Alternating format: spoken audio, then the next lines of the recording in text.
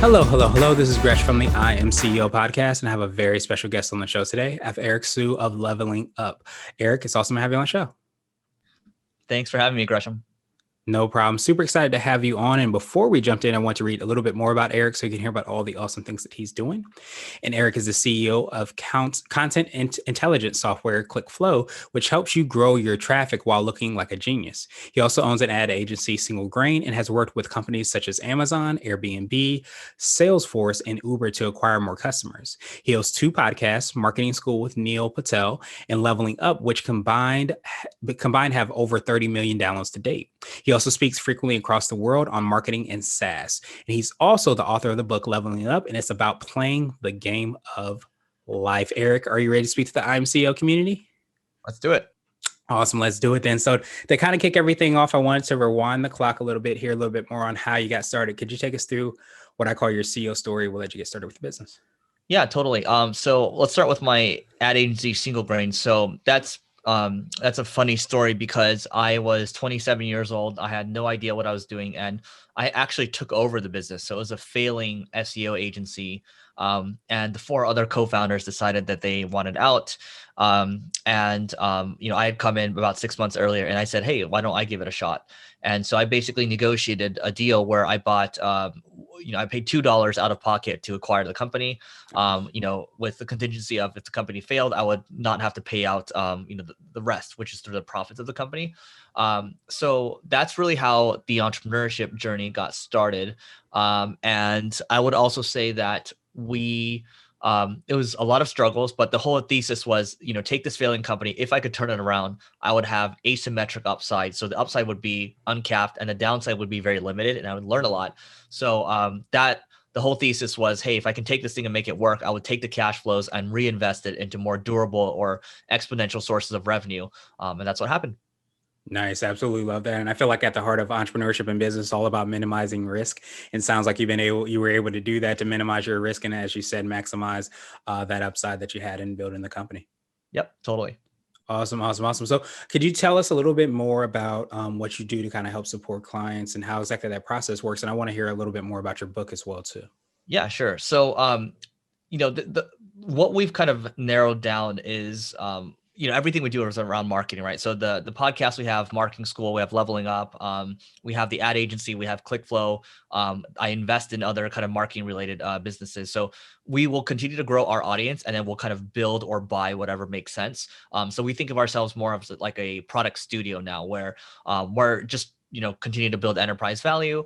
And the tagline here is we level up marketing businesses. So everyone knows when they come into any of the companies, that's what we're trying to do. And my personal goal is to level up the world, right? And what do I mean by that? It's I love learning, and I love teaching because it reinforces what I learn. And largely the way we built our audiences, whether it's me speaking at conferences, throwing events, or that type of stuff, or joining these different peer groups, it's all about leveling up, right? It's all about growing and leveling up. Why it's phrased like that is because life is basically, it's an infinite game. You don't want to end business, right? I don't have an end in mind. I just want to keep playing, and I want to keep having a beginner's mindset and all that. So, that's what it is. I just want to keep teaching, and I'll never accomplish that mission, but it gives me a reason to wake up. But the reason I did the book was because I used to do esports before it became popular, and it was looked down upon. My parents are like, "What are you doing?" I never went to class in college, wasn't interested in school.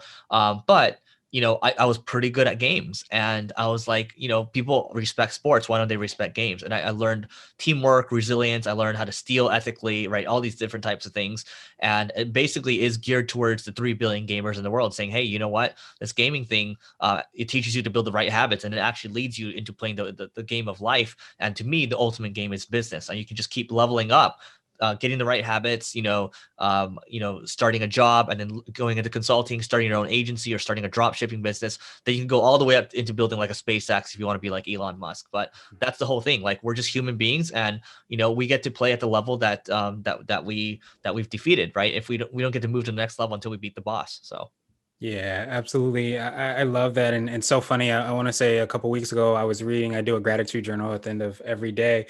And one of the prompts talked about how if you approach your life, or as we talked about, approach your business like a game, learning, like even if you have those setbacks, you learn more so that you can come back stronger, so that you can level up your skills and be better, so that you can beat the boss. As you said, we have that mindset, then that increases our likelihood of being successful, because you automatically know you may never reach that goal or the mission that you have, but you're constantly understanding and respecting the journey. Yeah, it's very much an active journey, right? I think if you have no end in mind, it's not like you want to, like, I want to make $1 billion or something like that. No, it's just you're going to keep playing, you're going to become the best version of yourself, and you're just going to keep improving. And we're all different people. You should just be competing with yourself. So Yeah, absolutely. And I almost feel like a lot of the frustration and kind of disappointment comes about by thinking that the journey is some type of a destination, when really the gift is the process that it takes to get there. And I think if we change our mindset or understand that, that allows us to really enjoy the gift of life, to try to get the best out of ourselves and continue to kind of make an impact. 100%. Awesome, awesome, awesome. So, would you consider that to be what I would call your secret sauce, or it could be for you or your business, or a combination of both? Do you feel like it's that ability to be able to respect the journey, but also, I guess, impart to others how they can do that as well? I think it's continue to learn, get better, learn from smart people. Like, I'm on Twitter a lot, listening to smart people, and I get a lot from that. And then I share, but I think, um, ultimately and by the way, I might have lost your question. So can you rephrase the question again? Yeah, absolutely. What you feel kind of sets you apart and makes you unique, or your Oh yeah, business. yeah. I think, I mean, ultimately it's that beginner's mindset every day, right? Like, I try to go into meetings, or I try to go into things where I'm the most naive person, or the dumbest person in the room, and I just want to learn better, or get better. And I think it's, for me, it's about connecting the dots. So, when I look at this business and I look at other businesses, like, where's 1 + 1 = 3? So, for example, right now I'm trying to buy this agency in Europe right now, and I'm looking at it, I'm like, okay, sure, it's this agency, we can plug it in, we have the revenue source and all that, but they actually have a good engineering team that we can plug in with our software. They have a customer base where we can plug in with the software as well, and then also we can plug it in with our email list over here. So 1 + 1 = 3, right? I think it's very hard to be able to find people that are able to connect the dots. And so, that's something I think is, those people are very, very rare. And this is the analogy here, is that you have, ammunition in a company, and there's a lot of ammunition, but you can have all the ammunition in the world, but if you don't have barrels, people that will make the things happen, then you're not going to be able to, you can only do, like, 5 initiatives at a time, or 1 initiative at a time, based on the barrels. So, I think that's being able to connect the dots, also means being able to recruit the best people, right? Who do I need to plug in here, to make things work? So I think that's generally been what I've been good at. Yeah, that's huge. And I was thinking, and I had a visual of kind of like the I guess the parts store, so to speak, where you have a car and you have certain pieces that fit certain molds, but you can see the gifts kind of within the business as a whole, but also the people within the business, and you understand how they can make an even bigger impact. As you said, 1 + 1 doesn't equal just two, it equals three, because you're able to put it in the right place, the right butts in the right seat, so to speak, and really have a Right. huge entire impact. Yep. Awesome, awesome, awesome. So I wanted to switch gears a little bit, and I wanted to ask you for what I call a CEO hack. So this could be like an app, a book, or a habit that you have, but what's something that makes you more effective and efficient? Yeah, I'm sure a lot of people on this podcast say they meditate, or they work out, or something like that. So I'll try to go in a different direction.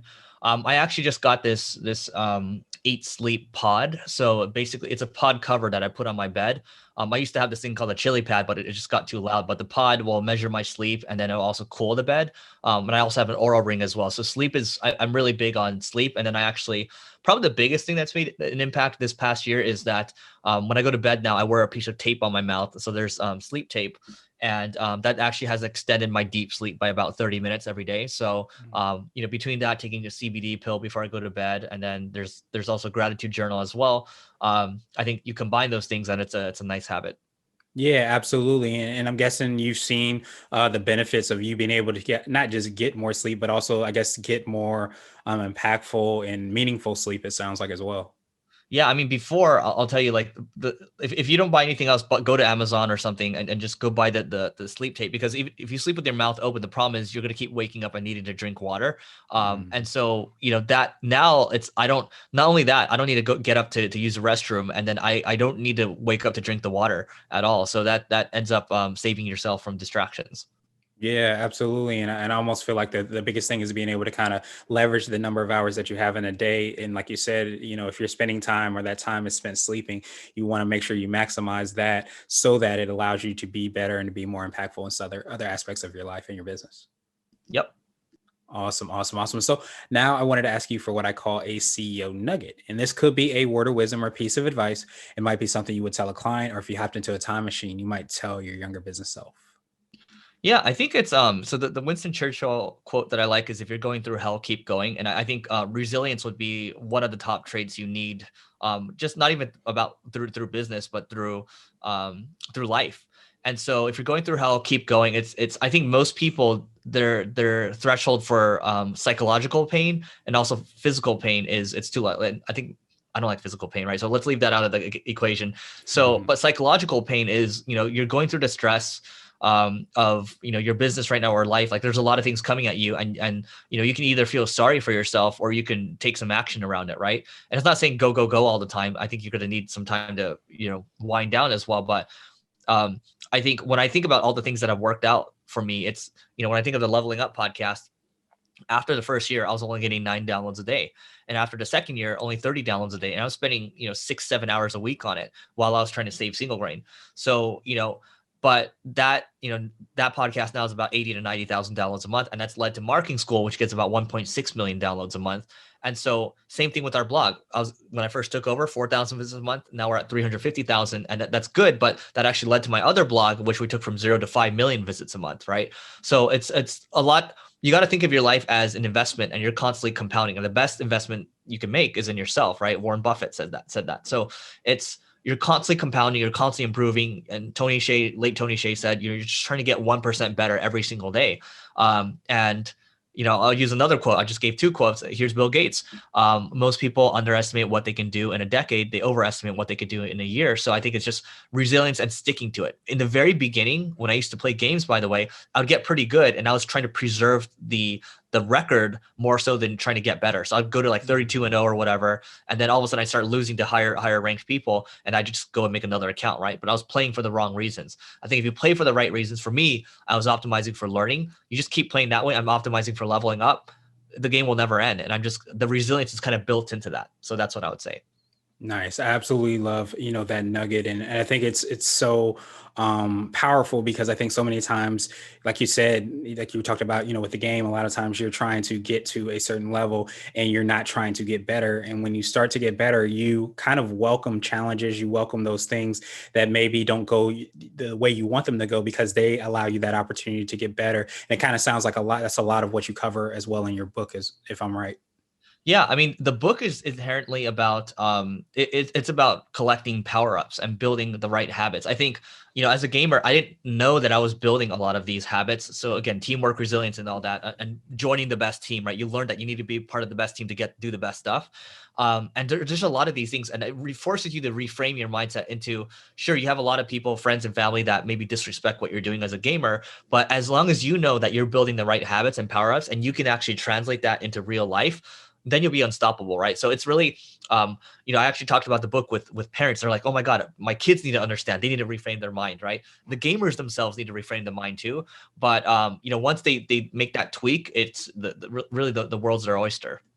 Yeah, absolutely. And I think so many times, as you said, sometimes the noise can get in the way of you understanding what you're doing. And I think while you're, playing the video games or you're understanding, all those aspects of life, sometimes we can ignore the kind of work and the, I guess, progress that we've made within our business or in our lives. And we can sometimes listen to, oh, you shouldn't be doing that, or that's the wrong way. And a lot of times that can stop you from being as successful as you ultimately could be. Totally. Awesome, awesome, awesome. And so now I wanted to ask you my absolute favorite question, which is the definition of what it means to be a CEO. And we're hoping to have different quote unquote CEOs on the show. So, Eric, what does being a CEO mean to you? Yeah, I think a good CEO knows how to let go. I think a good CEO knows how to delegate. It's not about fame, glory, and all that. A good CEO knows how to support their team, get the hell out of the way. I mean, the CEO really has three jobs, right? It's recruiting, it's the vision, and it's financing. Whether financing from getting money from your customers or trying to raise money, those three things are the CEO's job. Other than that, get the hell out of the way. And you know, for most companies, it's what they I think it was Vern Harnish that said this. It's the CEO's strength is the company's weakness, right? So you got to keep thinking about how to make yourself obsolete and find talent that's better than you. Because ultimately, like I used to think with a marketing background, oh, my job is to be the best marketer. Sure, I know a lot about marketing, but I want people that are better than me than that. And so I can go focus on getting the best people and growing the company that way. Yeah, that's huge, and I think so many times, especially if you're a founding CEO or if you take over a business as you've been able to do, so many times you have to have an ego thinking that you can, make things better, or you can improve things, create a better mousetrap, whatever.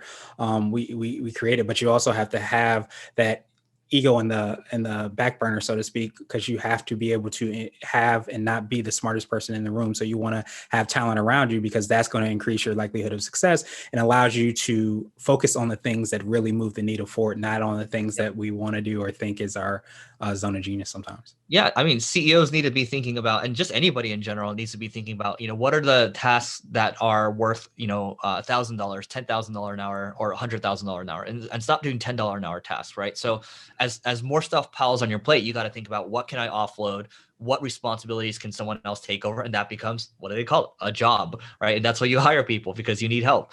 So that's what it is. Yeah, absolutely. Well, Eric, truly appreciate that definition, and I appreciate your time even more. What I wanted to do is pass you the mic, so to speak, just to see if there's anything additional you can let our readers and listeners know, and of course, how best they can get a hold of you, subscribe to the podcast, get a copy of the book, and hear about all the awesome things you're working on. Yeah, I mean, if you want to, I mean, I've got a podcast called Leveling Up. And if you want to learn more about the book, you can go to levelingup.com, or you can just go to your favorite online retailer. And other than that, socials, you can find me, just type in my name on the socials, and that's it. Awesome, awesome, awesome. We will definitely have the links and information in the show notes as well, too, to make it even easier to find you. But I truly appreciate all the value that you gave today. Appreciate the value you give in general to so many people. And I hope you have a phenomenal rest of the day. Thanks for having me.